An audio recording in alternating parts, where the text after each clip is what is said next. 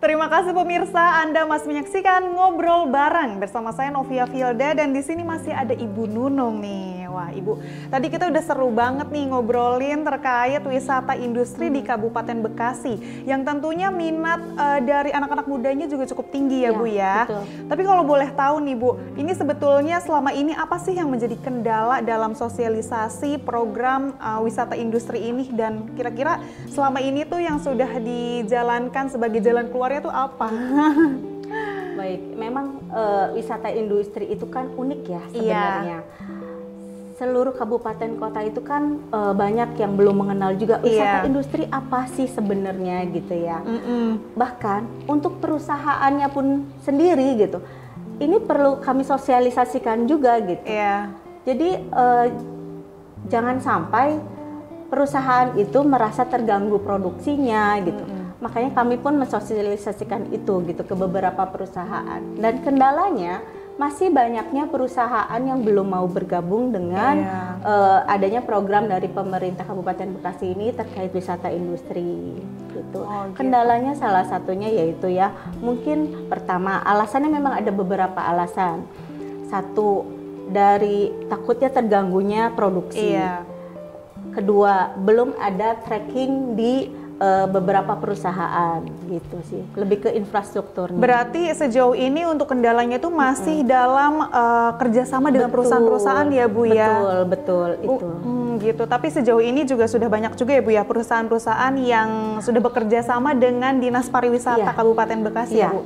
Alhamdulillah sudah ada beberapa perusahaan yang mau bergabung dan sudah bisa dikunjungi gitu, seperti Hyundai, Suzuki, beberapa food and beverage lainnya lah. Tapi untuk sosialisasi kepada perusahaan itu biasanya seperti apa sih, Bu? Dan kalau misalnya nih para pelajar datang ke industri nih untuk wisata industri, apa sih yang mereka lakukan di industri tersebut? Kita mulai dari cara reservasi saja dulu ya. Misal ada beberapa sekolah yang ingin berkunjung ke wisata industri. Sekolah itu melakukan reservasi ke websitenya Dinas Pariwisata. Ada menu itu klik wisata industri. Jadi tetap melalui Dinas Pariwisata. Betul, ya, Bu ya? Dinas Pariwisata. Nanti dari situ kami melakukan ada operator juga. Travelnya mau yang dipakai travel yang mana gitu. Nanti perusahaannya pun perusahaan yang mana yang mau dituju di situ pun sudah ada. Berarti ini bisa disesuaikan juga ya, Bu ya, dengan minat ataupun jurusan dari pelajar-pelajar tersebut ya, Bu ya? Betul. Jadi akan disesuaikan nanti datangnya itu ke industri mana yang industri cocok mana. gitu ya, Bu ya. Betul. Dan juga ini boleh dong di-share, Bu, kepada pemirsa di rumah. Tadi kan Ibu bilang ada web resminya ya. Mungkin webnya apa, Bu? Biar nanti dikunjungin sama sekolah-sekolah nih. Web resminya Dinas Pariwisata kabekasi.go.id. Oke, baik. Lalu ada di situ jadwalnya, menu untuk jadwal tanggal berapa. Jika sudah mengisi semua yang ada di situ, pihak perusahaan pun ada operator di sananya, lalu tinggal jam sekian nanti dihubungi seperti itu. Oh begitu. Wah, tapi untuk sampai datang ke industrinya itu nanti didampingi kah oleh Dinas Pariwisata, Bu? Kalau seandainya ada permohonan untuk didampingi boleh. Tapi kalau misalkan tidak juga tidak apa-apa karena tour guide di perusahaan itu memang sudah ada gitu. Iya, tapi ada nggak sih, Bu, syarat khusus nih untuk para pelajar ataupun sekolah yang ingin daftar gitu? Oh iya, karena SOP-nya perusahaan itu beda-beda. Jadi harus diikuti.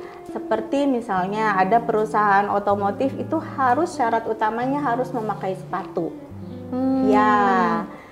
Jadi kalau yang tidak pakai sepatu bertali itu tidak bisa masuk. Jadi memang di situ sudah diumumkan gitu ya. Gitu. Jadi sudah diinfokan juga ya oleh pihak dari industri tersebut ya, Bu ya. Oke, baik, Bu. Tapi ini biasanya kapan sih, Bu, waktunya kalau misalnya para pelajar ini menjalankan program ini atau wisata industri ini? Itu kapan saja. Jadi memang waktu itu yang mempunyai fasilitas waktu dan lain-lain itu memang perusahaannya sendiri. Kita tidak bisa mengintervensi kalau memang di web itu kosong, berarti bisa untuk melakukan wisata industri di tanggal tersebut. Tapi kalau seandainya di web itu untuk tanggal tersebut terisi, berarti itu tidak bisa dilakukan. Selain pelajar, bisa nggak sih Bu untuk umum gitu ya, masyarakat umum ikut program ini? Bisa banget gitu. Seandainya misal gitu ya, ini mah ibu-ibu arisan. Iya loh. Iya biasanya. Kita pengen tahu yuk perusahaan yang bintang 7 misal gitu. Ini bukan bintang 5 lagi ya. Bintang 7. Itu bisa reservasi di situ, nanti akan ada yang pasti ada kontak personnya gitu. Kira-kira Bu, apa sih dampak yang dirasakan oleh masyarakat ya pada umumnya dengan adanya program wisata industri ini nih Bu? Dampak pada masyarakat pada umumnya, apalagi si user yang berwisata itu tentunya ke knowledge ya, bernambah wawasan, nambah ilmu pengetahuan, bagaimana cara membuat si A, si B, si C gitu. Wow, ternyata alatnya sebesar itu ya. Oh, ternyata susu yang saya minum nih sehat banget ya gitu. Oh, ternyata mobil itu tuh dibuatnya dari ini, dari itu gitu loh. Dan kalau untuk masyarakat yang memang kami libatkan seperti jasa usaha travel, UMKM, itu lumayan signifikan ya. Jadi mereka juga meningkat ya Bu ya untuk profitnya nih. Betul. Memang tujuan utama dari wisata industri itu yaitu tadi bisa memberdayakan masyarakat Kabupaten Bekasi sehingga meningkatkan pendapatan ekonomi mereka. Jadi dari segala sektor itu udah bisa keangkat juga ya Bu ya. Tadi kan Bu untuk pemirsa di rumah ataupun masyarakat nih, ini dampak yang dirasakan kan ke knowledge ya Bu ya. Tapi untuk dari segi perusahaannya nih Bu, ini apa sih benefit yang didapatkan? Dari segi perusahaannya, secara tidak langsung kami kan mempromosikan, perusahaan tersebut, produk-produknya, itu lebih ke situ sih. Untuk Dinas Pariwisata ini juga sebetulnya selain kepada perusahaan-perusahaan, kira-kira udah kolaborasi dengan apa aja sih Bu, dengan siapa saja?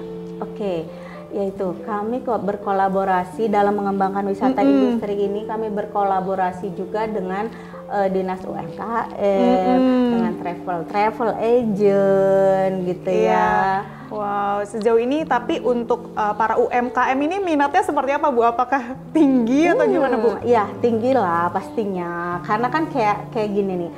Di kami itu kan di Kabupaten Bekasi itu ada outing class, ya ada program dari Dinas Pendidikan itu outing class. Dengan adanya outing class itu kan kami arahkan, kami buatkan istilahnya paketnya gitu ya, kami buatkan paketnya untuk selain ke wisata industri mau ke wisata alam lainnya atau wisata rekreasi lainnya.